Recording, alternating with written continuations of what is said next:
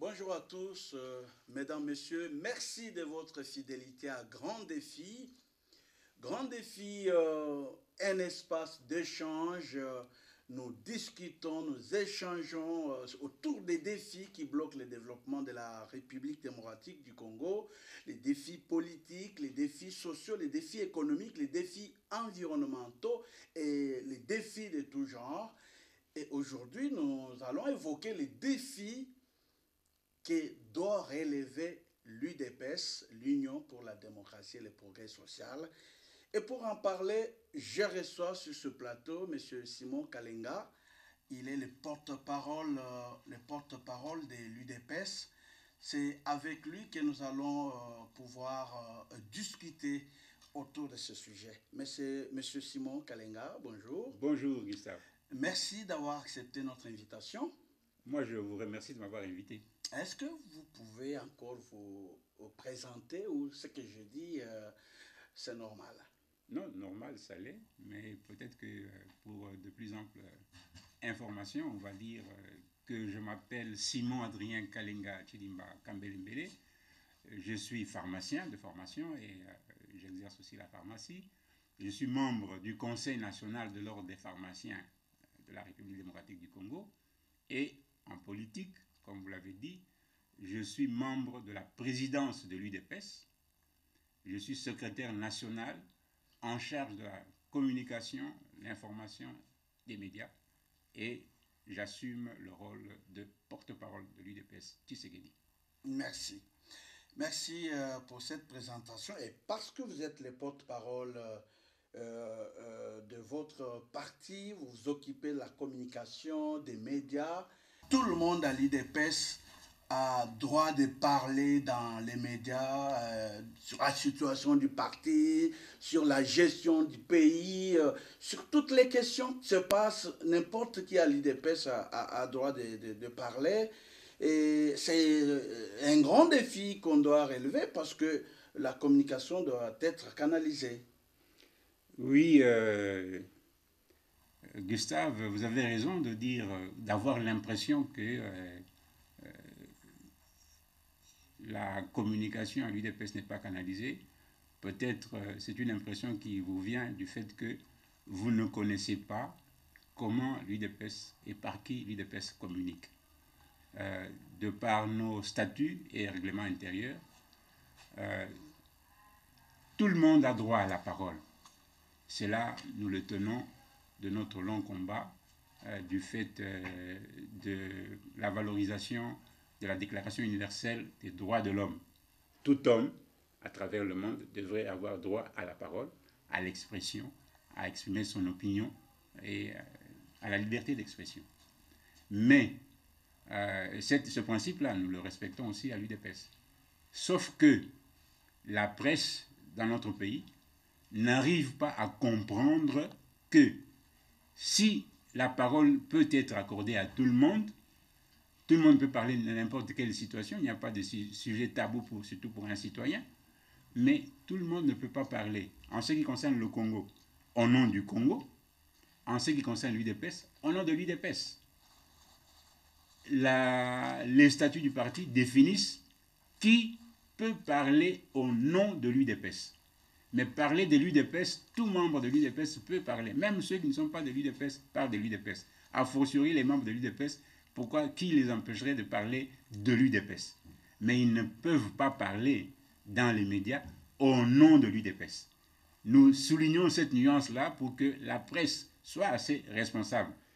Quand vous interviewez une personne, qu'elle soit membre de l'UDPS ou pas, elle a droit à la parole. Elle a son opinion, elle a le droit de l'exprimer, la liberté de l'exprimer. Mais quant à parler au nom de l'UDPS, à l'UDPS, il n'y a que 3 personnes qui ont le privilège de parler au nom de l'UDPS. C'est le président du parti, c'est le secrétaire général du parti et c'est le porte-parole du parti, avec le mandat qu'il reçoit de donner ce qu'il faut dire sur ce que le parti veut exprimer. Comprenez? Dernièrement, vous avez eu à les dénoncer dans un communiqué de presse. Oui. Qu'est-ce qui a motivé ces communiqués de presse? Justement, c'est que je suis en train de dire que dans notre presse, d'une manière générale, on n'arrive pas à comprendre ou on confond la liberté de chaque citoyen de parler de tout sujet qui l'intéresse ou qui l'inquiète et la nécessité de recourir aux personnes habilitées quant à ce qui concerne parler au nom de l'UDPS. Il n'y a que ces 3 personnes que j'ai citées là qui parlent au nom de l'UDPS et dans une moindre mesure, dans les fédérations, dans les juridictions inférieures, les représentants de l'autorité du parti parlent dans les limites de leur juridiction. Donc, la presse, notre presse, en tout cas d'une manière, certains organes, confondent le point de vue des membres ou des personnes avec le point de vue du parti. Lorsque, par exemple, le secrétaire général fait une déclaration le matin et 1 heure après, vous voyez un membre qui se réclame, un combattant de première heure, contredire cette déclaration du secrétaire général ou s'en prendre au président du parti, vous en tant que porte-parole du parti, comment vous répondez à ça? La situation peut vous sembler inexplicable, mais sans, comme on dit, comparaison n'est pas raison, mais toujours dans les médias, on a vu, sous d'autres cieux, un président de la République discuter avec les citoyens du pays qui n'étaient pas d'accord avec le président de la République sur ce que le président disait. Mais est-ce que, quand on assiste à ça, on dit, donc voilà, le président, là, dans son pays, il est contesté parce que tel citoyen est fâché pour telle ou telle politique adoptée par le gouvernement? Non. Un membre de l'UDPS qui serait mécontent d'une décision prise par la hiérarchie du parti, mais il a le droit d'exprimer son mécontentement. Cela ne veut pas dire que maintenant, parce qu'un membre du parti a exprimé son mécontentement contre une décision ou contre une position prise par le parti, donc le parti là est en désordre, tout va à l'eau. Non, c'est pas ça. Donc le point de vue d'un individu ou de quelques personnes n'est pas le point de vue de l'ensemble d'une organisation. Le point de vue que moi, je dois exprimer en tant que porte-parole m'est donné par la hiérarchie après concertation avec différentes forces internes du parti, pour donner une position qui globalise et pas qui singularise. Donc quand vous prenez des points de vue singuliers et vous les prenez pour l'ensemble, c'est là que le bas blesse. Et c'est pourquoi je dis que la responsabilité, la cacophonie que vous semblez vouloir mettre dans l'UDPS, elle est plus dans le chef des chevaliers de la plume qui, dans le cas de notre pays ici, font un peu de choses dans la médiocrité. Donc, vous voulez dire que toutes les déclarations que nous suivons des parlementaires debout, des ligues des jeunes, des combattants, je ne sais pas, ligue des femmes, communicateurs du parti, ce sont des communications qui n'engagent pas le parti. Mais c'est singulier. Ces personnes-là, au niveau du parti, ces personnes-là n'ont pas le pouvoir, ne sont pas habilitées. C'est-à-dire que vous ne les coordonnez pas. Ils vont dans les médias. Ils vont dans les médias comme ils veulent. Dans les médias, lorsqu'on les présente, par exemple, il dit, lui est là, il est communicateur de l'UDPS. C'est-à-dire peut-être qu'il a le point de vue de l'UDPS qu'il doit défendre. C'est justement là la confusion que vous faites. L'UDPS, ce n'est pas l'ancien pouvoir. L'ancien pouvoir, on a rencontré lors de campagnes électorales. Moi, j'ai eu à débattre avec des groupes de ce qu'on appelait les communicateurs du pouvoir déchu, là. Bon, des gens qui vivaient aux mamelles de la République. Et pour se donner l'occasion de toucher ces fonds-là, ils se sont fait appeler communicateurs. Ça, c'est le mode de gestion de ce parti-là. Pourquoi vous voulez transposer cette conception-là sur l'UDPS? Communicateur. est-ce que vous avez quelqu'un qui porte un document signé par la hiérarchie du parti comme étant communicateur du parti, qui vous brandit ça pour que vous l'invitiez? Vous invitez à votre micro un citoyen. Ce citoyen-là a tous les droits de donner son point de vue sur tous les problèmes. Il n'y a pas de sujet tabou. Même si ça concerne le parti ou ça concerne la République ou n'importe. Le citoyen a droit à la parole. Donnez-lui le droit à la parole. S'il parle au nom d'une institution, à ce moment-là, il faut qu'il soit habilité à le faire. À l'UDPS, la parole est libérée. Elle est libérée pour chacun. Mais pour parler au nom de l'UDPS, il faut être habilité. Et les personnes habilitées, je viens de vous le dire, de le répéter pour que ça entre dans la tête de ceux qui nous suivent, c'est le président du parti qui parle sans condition au nom du parti. Le secrétaire général, plus que celui qui gère l'ensemble du parti, il parle au nom du parti. Le porte-parole que je suis, je parle avec mandat de la hiérarchie, après instruction, pour porter le point de vue du parti. Ce n'est pas je me lève chez moi, j'ai fait un songe la nuit, je viens dans les médias, je dis voilà le point de vue du parti. Non, parce que je suis porte-parole, non. Alors, lorsque nous voyons, quand par vous exemple, voyez, caucus des fédérations, 4 fédérations de Kinshasa, nous faisons cette déclaration. Mais il parle. Ça les engage. La fédération de l'UDPS Katanga, nous parlons. Ça les engage, eux. Mais puisqu'ils vous disent même que nous sommes telle chose, mais c'est telle structure qui parle. Mais ils ne disent pas que nous sommes l'ensemble du parti. Ils vous disent que nous sommes la fédération de, nous sommes telle organisation dans le parti. C'est des points de vue dans le parti qui s'expriment pour que la hiérarchie coordonne, entendre ce qu'on pense à gauche, à droite, afin d'avoir un point de vue général et global. On dit que c'est la base qui décide. La base décide parce que le sommet fait la volonté de la base. Pour que je vous dise ce que, au niveau de l'exécutif national, nous avons dit par rapport à la situation qui se développe à Niakoundé, Niakoundé a fait part de la situation au niveau national. On en tient compte pour donner le point de vue de l'UDPS, en tenant compte de ce que la base pense là-bas. Quand il faut choisir les candidats députés, on va recourir à la circonscription d'où le candidat doit ressortir. Donc, on ne va pas du sommet imposer un candidat dans telle circonscription quand on ne connaît pas, parce que le vote se fera dans la circonscription. Comment voulez-vous décider ailleurs du vote qui se fera à la base? C'est pourquoi nous disons que c'est la base qui décide. C'est elle qui nous dit, voilà, pour nous ici, le meilleur candidat pour nous comme député national ou provincial, c'est telle personne. Vous n'allez pas contredire cette base-là parce que c'est elle qui va voter. Nous sommes cohérents à l'UDPS. Vous êtes organisés. La communication est cohérente. Et organisée. Vous rassurez. Donc la cacophonie est dans la tête de ceux qui sont habitués à d'autres choses, qui ont vécu et qui croient que ces choses-là doivent être transposées à l'UDPS. Ce n'est pas le cas. Alors, il y en a qui estiment et qui se plaignent même comme quoi l'UDPS, il n'y a que les Baluba qui trônent. Il n'y a que les Baluba qui ont des grands postes de responsabilité et non les combattants ressortissants d'autres provinces. Ce n'est pas vrai. Qu'en dites-vous? Ce n'est pas vrai.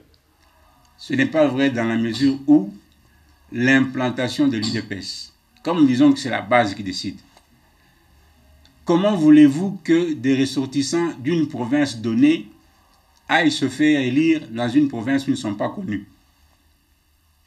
Nous allons aller aux élections.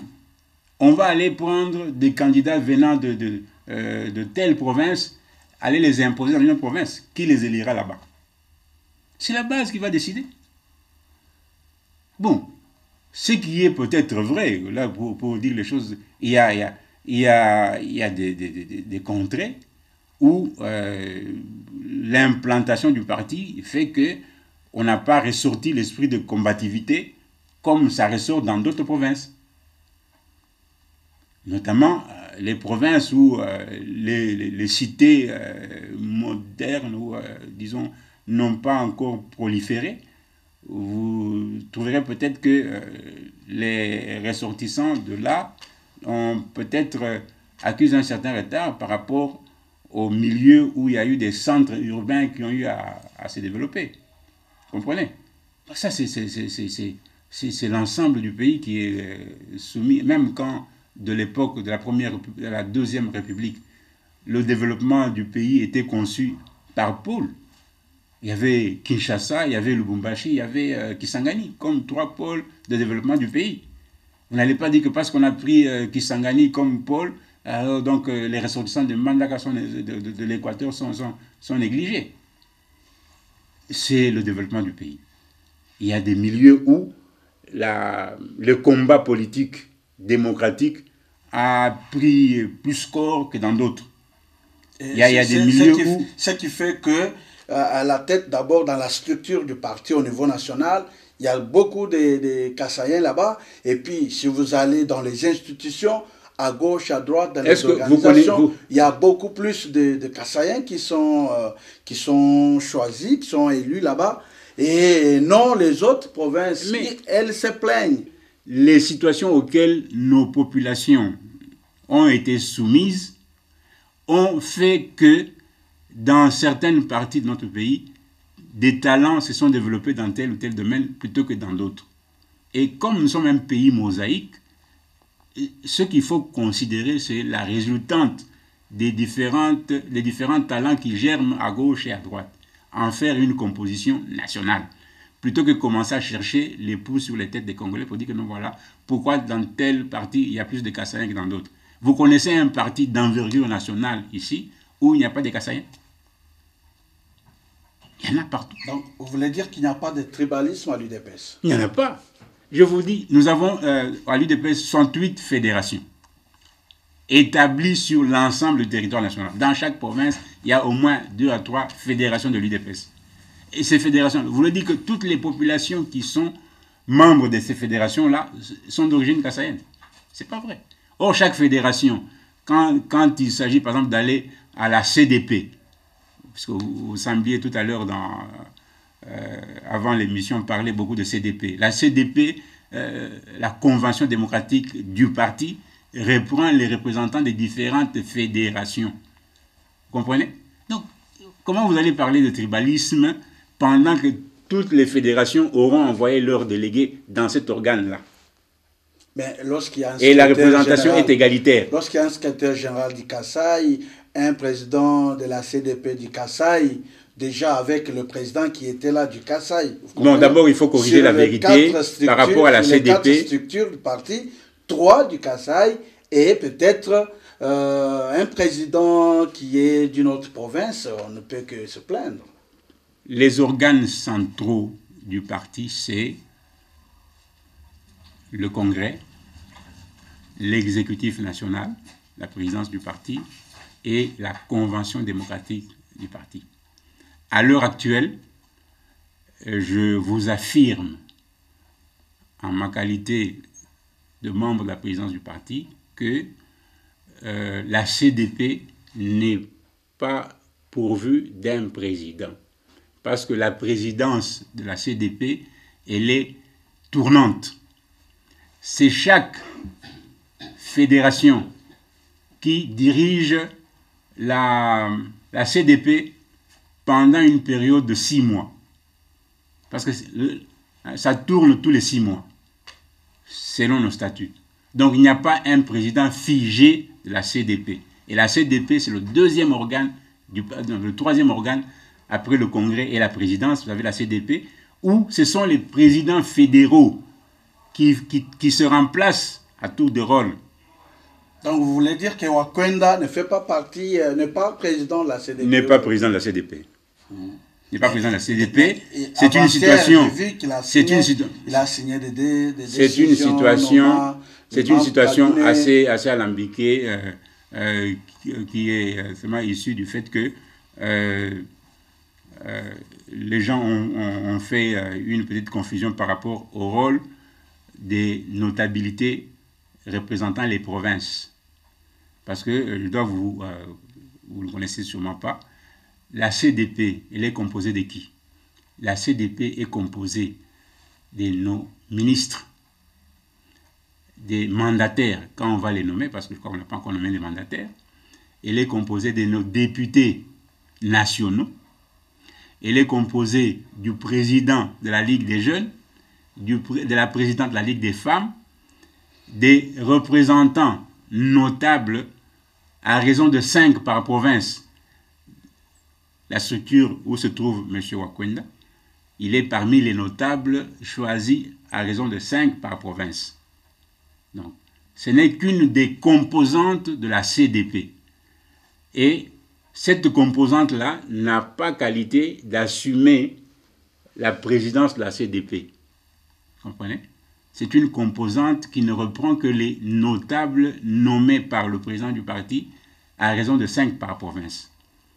La CDP, je viens de vous dire qu'elle comprend aussi, nous tous là, membres de l'exécutif national, la présidence du parti, nous sommes membres d'office de la CDP. La CDP comprend plus de 300 membres à raison de ces représentations-là. Vous comprenez? Et c'est un organe de concertation en dehors des sessions du Congrès. Parce que le Congrès ne vient que tous les 5 ans. En attendant le Congrès, la présidence du parti consulte la base à travers la Convention démocratique. Tous les 6 mois, il y a une session qui doit s'organiser de manière à ce que la présidence échange avec la base sur les difficultés qu'elle rencontre dans l'exécution de ceci ou bien sur les difficultés qu'il y a à la base pour les modifications. Donc, pour l'instant, qui est le président de la CDP? La première session ordinaire de la CDP va être incessamment convoquée et la rotation se fait par ordre alphabétique des fédérations. On commencera par l'ordre alphabétique pour désigner le premier bureau de la CDP au moment où la session sera convoquée. Mais dans les médias, nous apprenons que Wakwenda ne veut pas céder. Tout ce que, comme vous dites là, on pense que c'est des attaques. Moi, je vous renvoie des attaques je vous renvoie à son pouvoir. Je vous renvoie au statut. Je vous renvoie au statut. Ce sont les statuts qui le disent. C'est la présidence de la CDP, elle est tournante et elle revient à chaque fédération par ordre alphabétique jusqu'à ce qu'on fasse le tour complet de toutes les fédérations. Et les sessions durent 15 jours. Elles sont convoquées tous les 6 mois. Donc, en dehors de ça, quelqu'un qui vous raconte autre chose, c'est sûrement pas vrai. Mais, monsieur Simon, pourquoi l'UDPS, depuis que vous avez le pouvoir, il n'y a que des conflits, des structures à gauche, à droite? Hier, c'était la CEP, aujourd'hui, c'est la CDP. Avant-hier, c'était le secrétariat général, la présidence. Ce conflit-là, pendant 3 ans, est-ce que vous êtes à même de travailler dans l'idée d'accompagner la vision du président de la République? C'est sûr, c'est sûr. Je vous dis que tout à l'heure, là, je vous donnais l'exemple d'un véhicule à moteur. Pour que le véhicule à moteur avance, le moteur le plus connu, je ne sais pas si... bon, il y a quand même longtemps qu'on a fait la mécanique là, on l'appelle moteur à explosion, moteur à 4 temps, n'est-ce pas? On met du carburant, de l'essence ou du mazout, et puis avec des étincelles, on crée l'explosion pour que ça fasse tourner le vilebrequin et que les pistons fassent tourner les roues, ainsi de suite, n'est-ce pas? Il y a ces explosions-là. Donc, quand vous entendez le moteur de l'UDPS tourner, bon, il y a des explosions à l'intérieur, c'est pas posé. Mais c'est pas que le moteur va éclater. Mais les explosions internes, là, c'est pour ajuster justement les organes. C'est pas créé par Dieu, c'est créé par les hommes. L'ajustement du fonctionnement peut se faire moyennant contradiction, ainsi de suite. Vous voulez dire que ce sont les explosions internes, les conflits qui concernent le fonctionnement, qui accompagnent le chef de l'État dans sa vision. Mais c'est ça qui permet... N'oubliez pas, M. Simon, n'oubliez pas que vous êtes au pouvoir, vous n'êtes pas à l'opposition.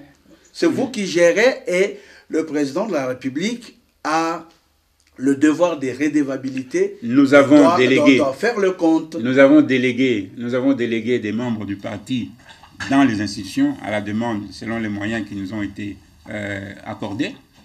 Il y a des membres du parti qui sont au gouvernement, il y a des membres du parti qui sont au cabinet du chef de l'État, il y a des membres du parti qui seront peut-être bientôt bon, dans quelques assemblées provinciales, il y en a qui vont être peut-être nommés mandataires à gauche et à droite si les nominations sont opérées.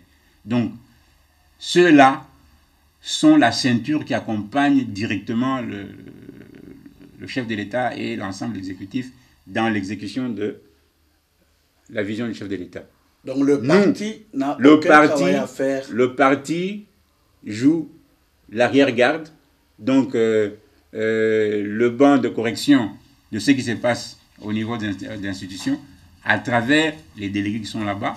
Quand ils reviennent en consultation ou en communication, ils échangent avec essentiellement la présidence du parti pour voir là où il faut apporter un plus ou apporter des corrections.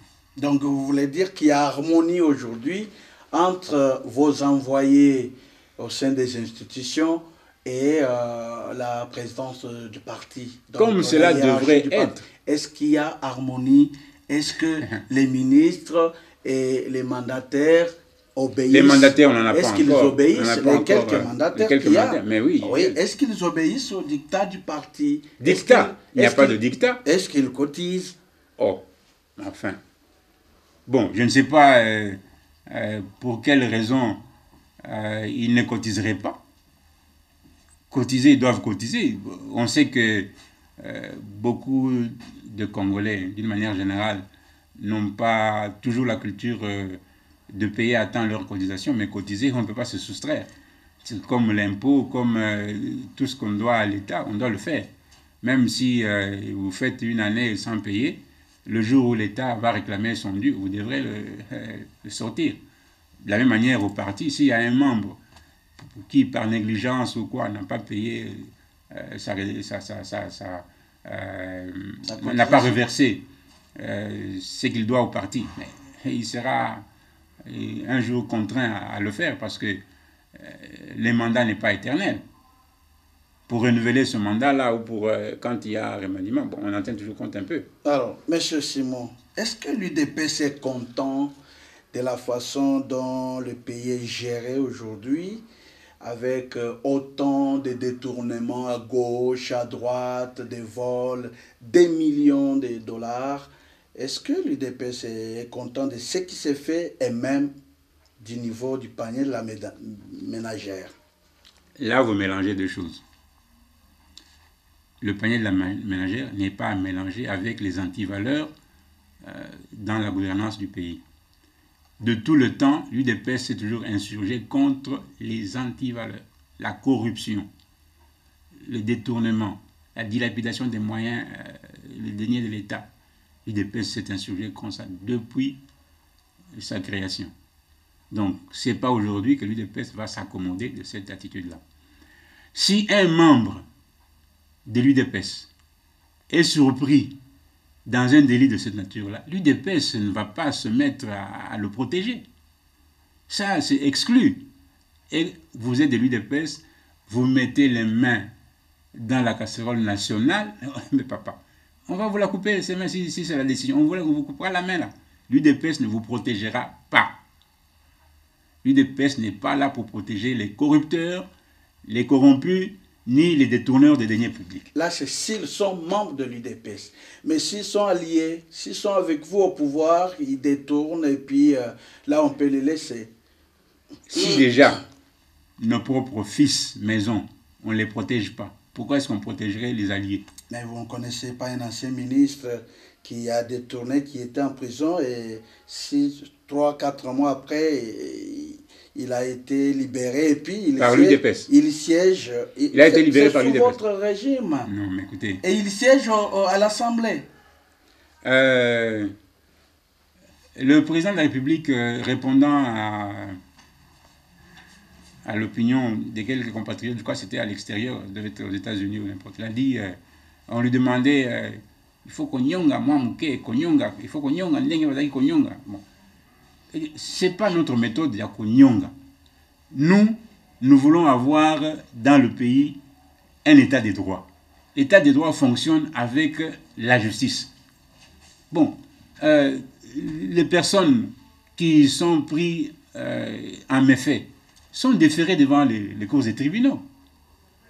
Bon, Et si... évidemment, on peut dire que à ce niveau-là, la manière de travailler de nos cours et tribunaux n'est peut-être pas encore performante.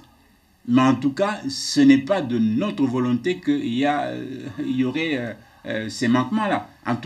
La volonté politique du président de la République et de l'ensemble de notre parti est que nous ayons des institutions qui fonctionnent normalement comme dans tout état de droit qui se respecte. Notre justice doit se mettre à la hauteur des attentes de la République. Nous attendons une justice qui tranche en franche vérité. Pas contre les gens, pour être contre les gens, mais en disant le droit dans la vérité. On ne se mettra jamais derrière un malfaiteur. Alors, à l'UDPS, ça ne se fera jamais. Mais ce n'est pas à l'UDPS d'aller remplacer, de commencer à jouer le rôle des juges.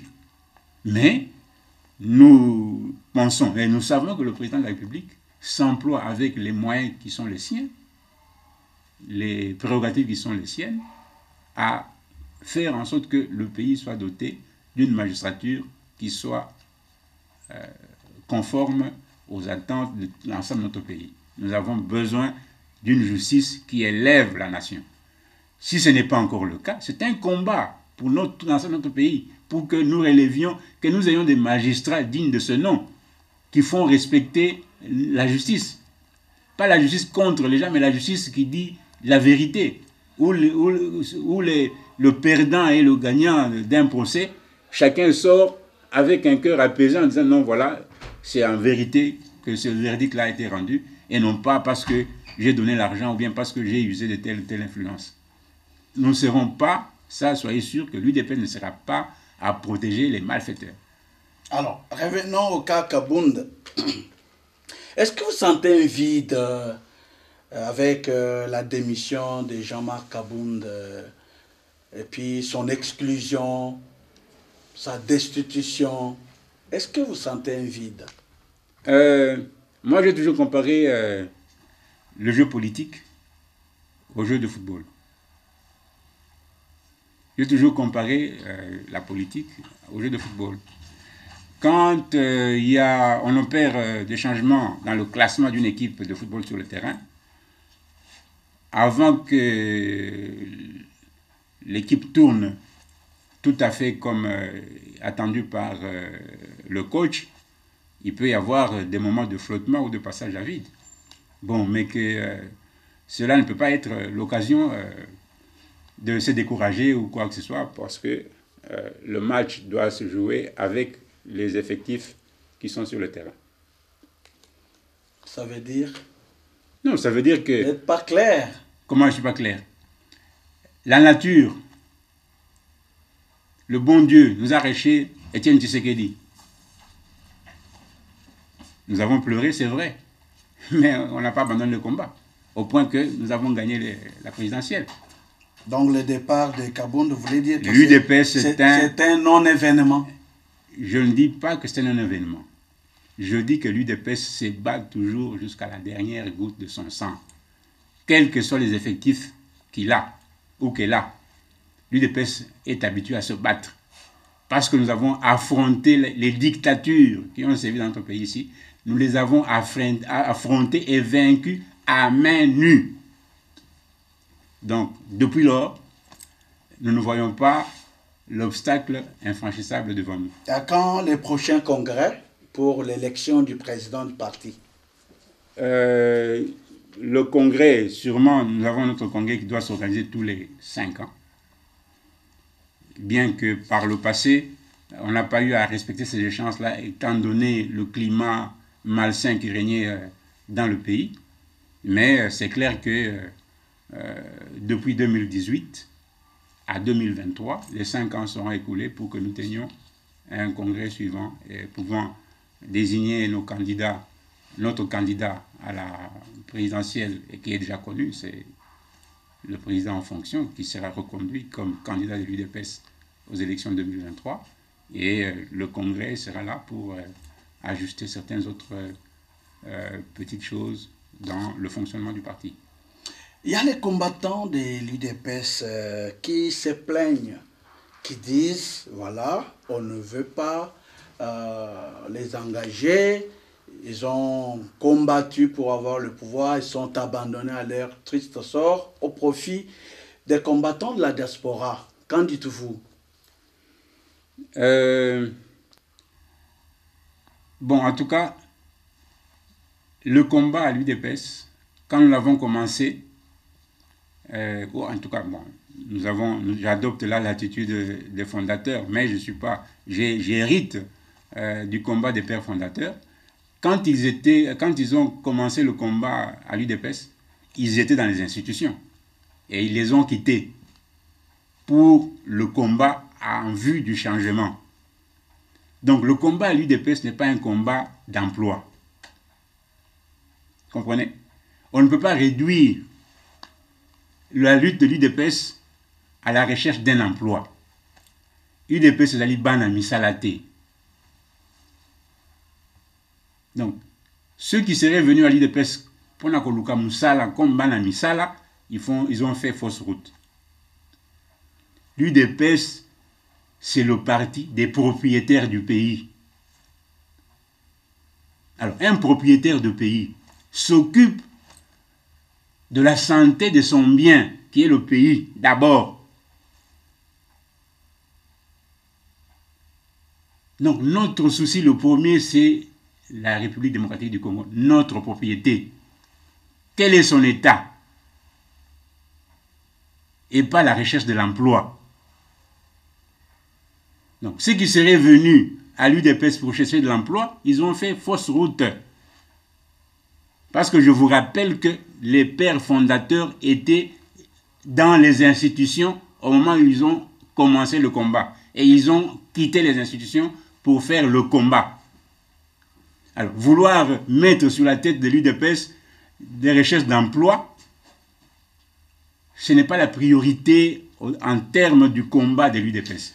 Mais cela ne veut pas dire que l'UDPS ne pense pas au social de ses membres. Les membres de l'UDPS, les vrais membres de l'UDPS, connaissent le combat de l'UDPS. Et ils donnent priorité à ce combat-là. Sauver le Congo. Ce n'est pas en mangeant les madés sous demain ou après-demain qu'on aura libéré notre pays de l'emprise des petits pays voisins ou des pays envieurs qui viennent de loin. L'emploi qui est accaparé par les étrangers, la maltraitance que notre population subit, c'est parce que le pays, en tout cas la direction du pays, nous la partageons avec des gens qui n'ont pas conscience d'être congolais. Deux questions pour terminer l'émission. Comme vous parlez de partager la vision du pays, qu'est-ce que l'UDPS dit des jeux que joue l'ensemble pour la République, l'Union, bon, les partis des Camérés et les autres alliés qui ne vous jouent pas un franc jeu? Qu'est-ce que l'UDPS donne comme réponse à ce jeu? Katumbi est avec vous, ses ministres sont au pouvoir, mais quand ces militants partent à gauche, à droite, ils ne cessent de dénigrer le pouvoir, et ainsi de suite. Que dit l'UDPS? L'UDPS dit une chose. L'UDPS se bat pour sauver la République démocratique du Congo. Le président vous a dit Mboka et Koufakala. L'UDPS est là pour sauver la République démocratique du Congo de cette mort certaine dont les acteurs sont là dans l'arène politique, jouant le faux jeu, le faux patriotisme, mais cherchant à couler la République, cherchant à dépecer la RDC. Nous sommes là dans un combat avec certains compatriotes, peut-être entre guillemets, qui ne jouent pas franc jeu, mais pour ne pas subir l'incompréhension de ceux qui ne savent pas discerner le vrai et le faux, nous sommes dans l'arène avec ce genre-là. Et nous jouons en homme responsable notre match pour sauver la Donc vous ne serez pas détourné? Non, ça, l'espoir de la République démocratique du Congo repose sur l'UDPS. Et toutes les puissances qui cherchent à s'accaparer des richesses du Congo se sont données comme mission de éradiquer l'UDPS. Vous avez vu ce qui s'est passé à Genève. On avait fait un emballage trompeur pour écarter la voix de l'UDPS par rapport aux élections de 2018. Vous avez vu comment l'UDPS a récupéré la situation en dénonçant l'accord de Genève. Voilà, nous sommes presque à la fin de l'émission. Que dit l'UDPS, la situation sociale aujourd'hui, socio-économique? Pas d'électricité dans des quartiers, pas d'eau potable, ainsi de suite, et puis flamber des prix au marché. Le peuple d'abord, les slogans semblent ne pas être... non, Gustave, vous êtes un grand journaliste, je ne vous laisserai pas dire ça. Parce que je vous renverrai seulement aux études. Regardez le rapport d'enquête socio-démocratique, sanitaire, qui a été mené par un consortium d'organismes internationaux ici, avec le ministère du Plan, du temps même du pouvoir passé ici. Quel est le taux de desserte en eau potable en République démocratique du Congo de tout le temps? Il n'y a pas plus de 16% des ménages qui ont de l'eau robinet de tout le temps ici. Les statistiques sont là. L'enquête là existe. Si vous allez au ministère du Plan, vous allez trouver l'enquête socio-sanitaire. Quel est le taux d'existence par exemple, de populations qui ont accès à des latrines avec eau? Ça ne dépasse pas 17%. Quel est le taux de desserte en électricité à travers la République de tout le temps? Ça n'a jamais dépassé 20%. Alors, dire qu'aujourd'hui, il n'y a pas d'électricité et tout ça, ce sont des affirmations tendancieuses pour dénigrer les efforts menés par le président de la République dans la résurrection de notre pays. Nous ne laisserons pas... Les prix ont triplé au marché. Mais les prix ont triplé. Y a-t-il dans notre pays ici une banque, pour ne prendre qu'un aspect économique, quelle est la banque qui appartient aux Congolais? Il n'y a pas une seule banque ici qui appartient aux Congolais. Pourtant, il y a une vidéo qui circule. 41 milliards de la vente des minéraux sur lesquels la République n'a pu voir passer dans ses caisses à peine un milliard. Sur 41 milliards de ventes de minéraux de notre pays. Aujourd'hui, 76% de la forêt nationale sont déjà vendus. Vous voyez comment les véhicules remorques passent avec les grumes pour exporter. Même sous votre règne, mais vous ne parvenez pas à stopper ça. Mais vous allez stopper pendant que le pays avait déjà signé la vente de ces histoires-là. Mais on peut ceux qui coupent les contrats, renégocier. Ah, il faut renégocier, il faut passer par des procédures. Ce n'est pas d'emblée. Vous laissez les minéraux sous votre règne passer, soi-disant qu'il y avait de contrat. Vous assumez. Nous ne pouvons pas en même temps parler d'un pays de droit et faire le non-droit. Il y a des règles établies pour arriver à récupérer ce qui est de droit. Mais il faut suivre ces règles-là. Donner à la République sa chance. La résurrection est certaine avec Félix-Antoine Tshisekedi, aujourd'hui et demain, avec UDPS jusqu'au retour de Jésus-Christ. Ça c'est dit. Le pays, le seul parti qui a conquis le pouvoir sans armes et qui a perdu, dont les fils ont perdu le sang sur ce pays. Mais ce parti-là, il a fait exactement ce que Jésus-Christ a fait sur la croix pour nous sauver du péché. Merci beaucoup, M. Simon Kalenga. Je rappelle que vous êtes le porte-parole de l'UDPS. Voilà, merci à vous qui nous avez suivis. La suite au prochain numéro. Au revoir.